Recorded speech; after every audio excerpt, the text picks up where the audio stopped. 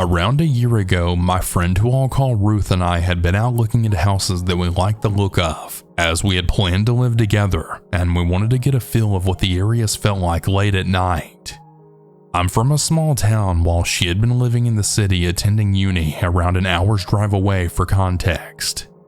It was around 2 a.m. and as we were driving along the main road that led to the entrance to my town, we realized a yellow car full of men had been following us for quite a while. We didn't think much of it at first, but naturally it really creeped us out, so she sped up. But so did the yellow car. By this point we were low-key beginning to panic, as we didn't want to take them straight to my front door, so once we reached the entrance to my town, we tried taking random turns just in case it was just paranoia, and also to see if they would just give up and leave us alone. Well, they didn't. By this point, we had been driving around for a good 30 minutes, and we were quickly losing fuel, and the plan was to fill up at the gas station as we entered. But as we were being followed, neither of us felt safe getting out of the car to do so. So we felt we had no choice but to head back towards my house and called my dad in hysterics to come walk us up to the front door, as neither one of us felt it was a good idea for her to have to fill up her car and drive home alone. Ruth never drives up the hill leading up to my house, as it's very steep. But on that day we had no choice, as if we entered the car park we would have been trapped by that yellow car, who we still had no clue what their intentions were. But luckily, once they saw my dad, they drove off. Realistically, we should have just called the police, but in our minds we were really afraid of what they might think, as we were just two young girls driving around in the early hours of the morning. Luckily, I haven't seen that car since, but it still makes me worry to this day what their intentions were. Was it just a little fun trying to scare some young girls, or were their intentions much more sinister? That is a question I'll never have the answer to.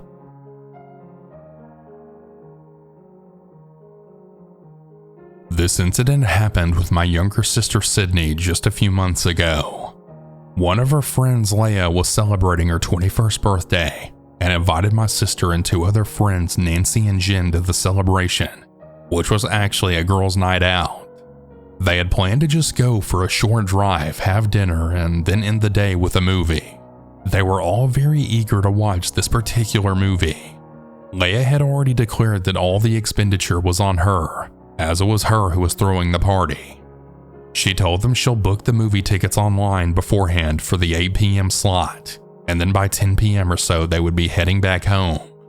Everything went as per the plan, and the four girls had an early dinner, and at around 7:45 headed for the movie theater to watch the movie.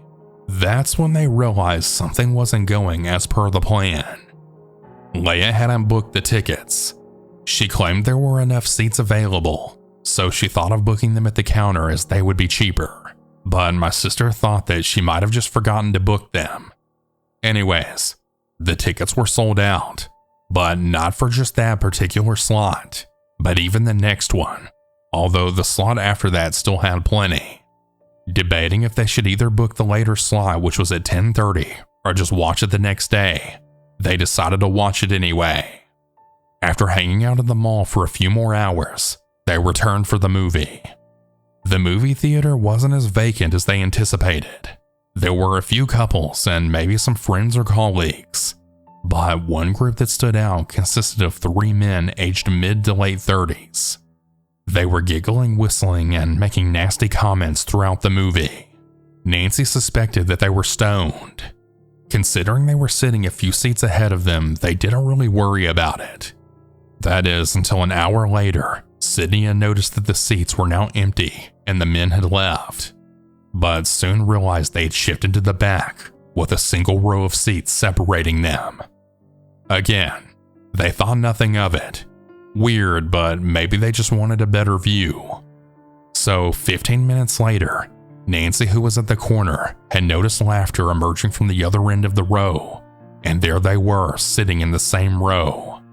Out of all places, why would they sit in the same row as ours? Whispered Nancy. Leia was the most chilled out person in the group. She asked Nancy to just chill out and not ruin the movie experience, as in 15 minutes it'll all be over and they can leave. A few minutes had passed and the laughter and whispers from the men had only increased. They even managed to move a few seats closer to the girls. This time though, it wasn't just Nancy, even the others were now concerned. So before even the end credits rolled, they just jumped out of their seats and then marched towards the exit.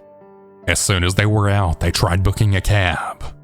Nancy and Jen had shared an apartment, and Sydney a few minutes ahead in the same locality. So they had planned to share a cab, and then from Nancy's place, Sydney would walk back to hers. Leia stayed with her folks in the opposite direction.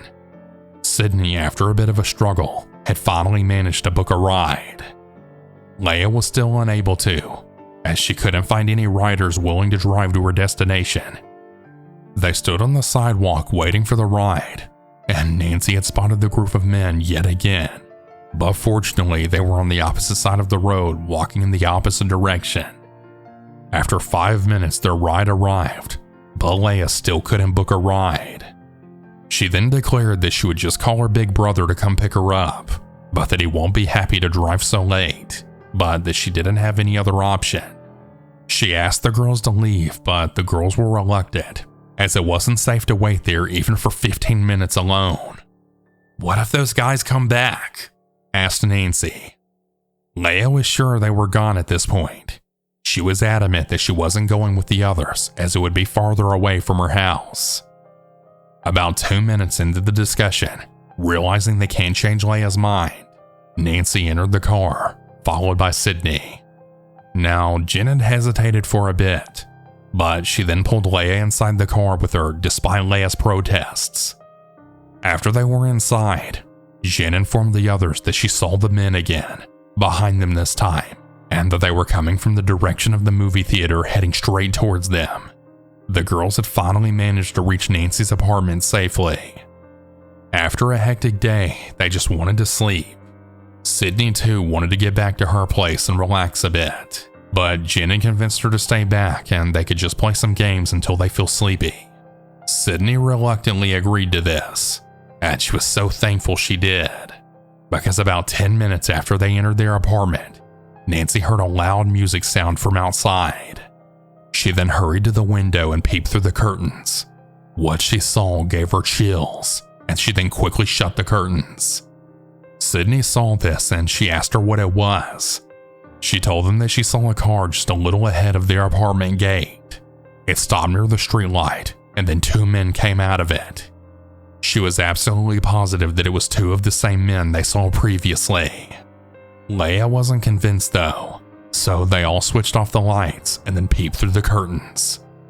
Now at first they just saw a deserted road, but not long after, they then saw 3 men walking on the road. Their car was nowhere to be found though. They thought maybe it was parked somewhere else that they couldn't see, but the men were all laughing and talking very loudly. They were also looking around, scanning the buildings. This was not a coincidence. They were literally stalking the girls. Maybe even tailed their car there, but just couldn't find the exact apartment. As you can imagine, they were all terrified, especially Nancy and Jen, who were very afraid they would return and find their location.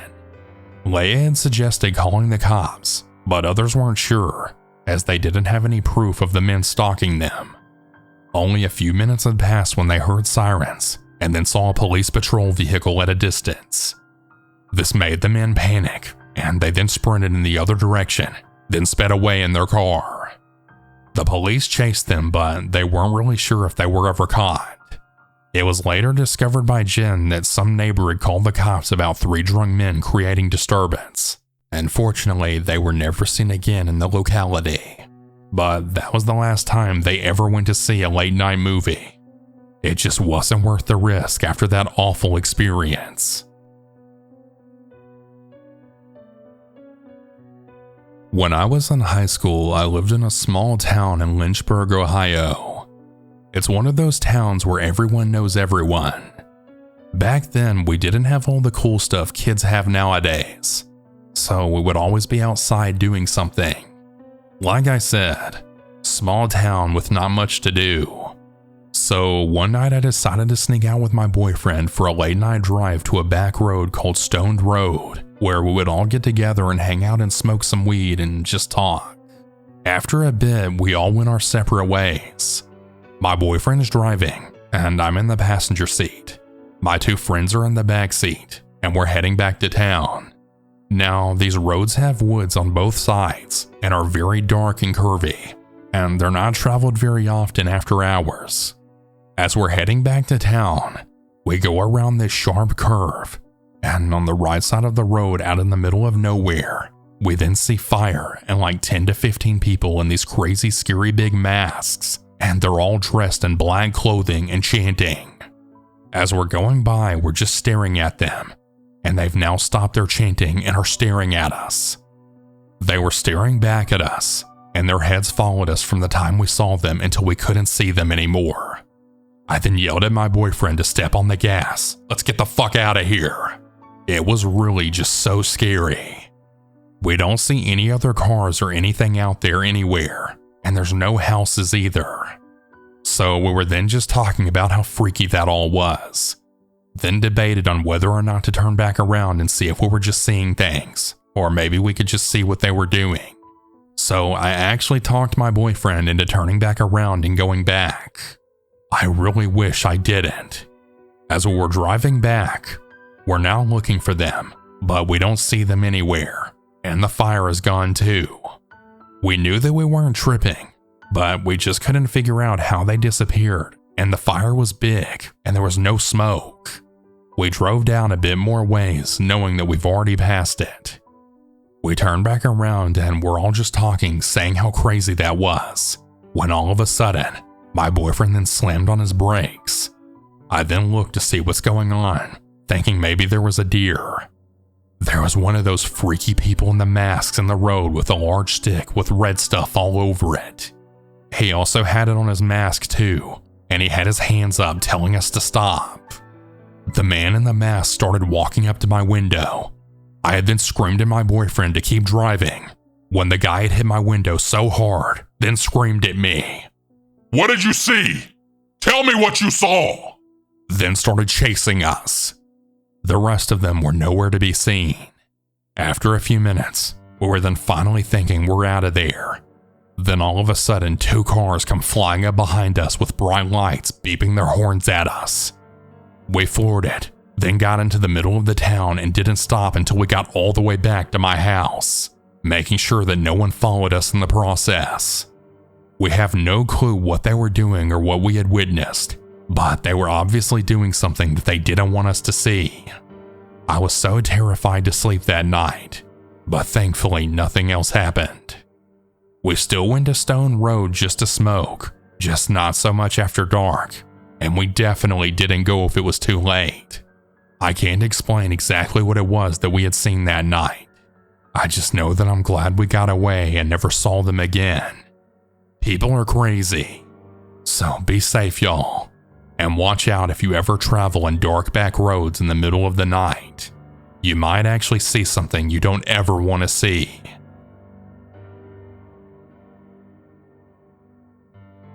I was on my way home after a very short trip to Illinois. I was extremely tired, as I had spent the last 2 months packing my house up pretty much all by myself, and I was spent. The latter part of those 2 months I spent moving and putting things back from a seriously failed attempt at a yard sale. It was not a good time in my life, to say the least.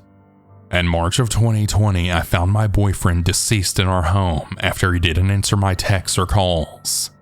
One of the worst moments in my life, and then my son went to jail for 4 months.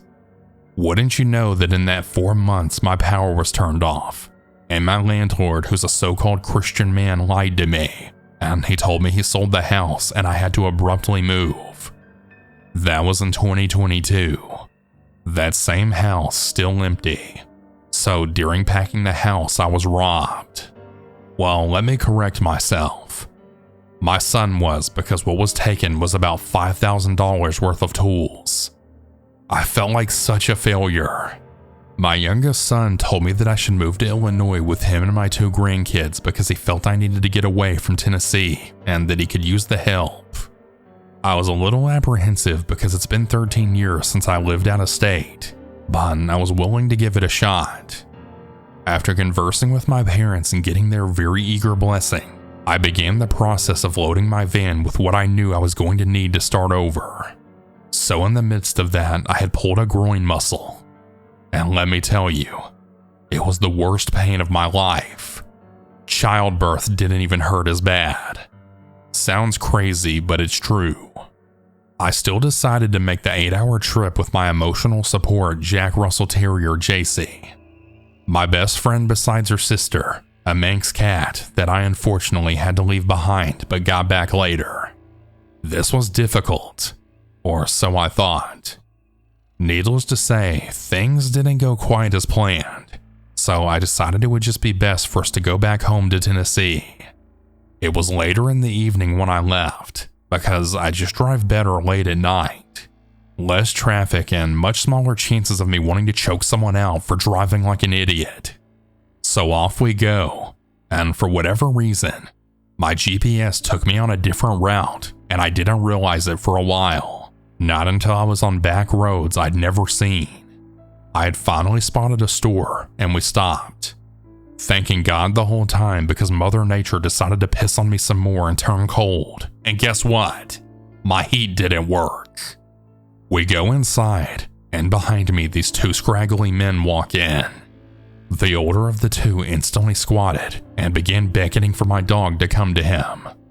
I turned and looked at him as if he had 10 heads and then said, "Hey, don't do that. She's not going to come to you." He then chuckled and made some kind of comment like, "She's okay. I'll just take her home with me." Well, I don't know if he was joking or not, and really I didn't give a shit, so I said, "Yeah, I don't think so, man." Him and his friend then laughed, and the way they looked at me just gave me the chills. I stayed back a bit even after they had checked out, because I had just got this real bad feeling that overwhelmed me, and I knew to listen to it. They left, and then I went and pumped my gas. I finally figured out where I was and which direction that I needed to go. About 5 minutes later, it's now 2:30 in the morning, mind you, I came across a railroad crossing, and I'll be damned if a freaking train was there.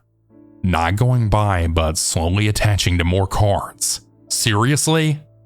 Well, there was only 1 car in front of me, and none behind me, thank God. So I'm minding my business singing on a karaoke app I have, and I see a car coming off a side street.